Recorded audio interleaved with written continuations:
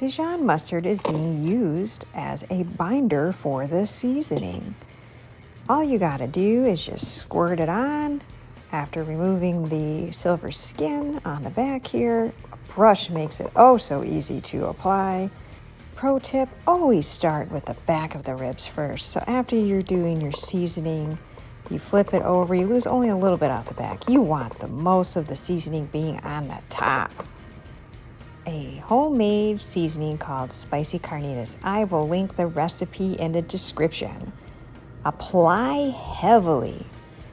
Trust me, it can take it thanks to that binder of Dijon. So don't hold back, apply well. Pro tip 2, always place in a bowl. Never use your seasoning from the main source, so therefore you don't have any contamination.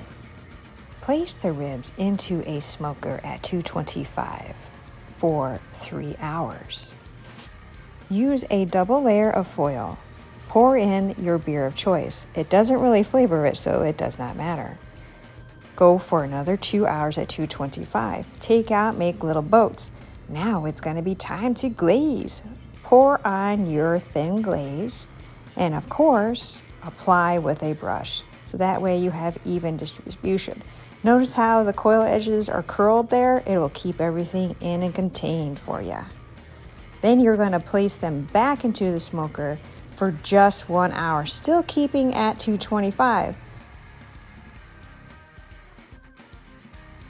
Allow the ribs to rest for 10 minutes before slicing so you contain your moisture. Now you're going to notice how awesome and easy to slice through. The bones will literally pull right out as you eat them. Oh, so delicious and for a treat indeed.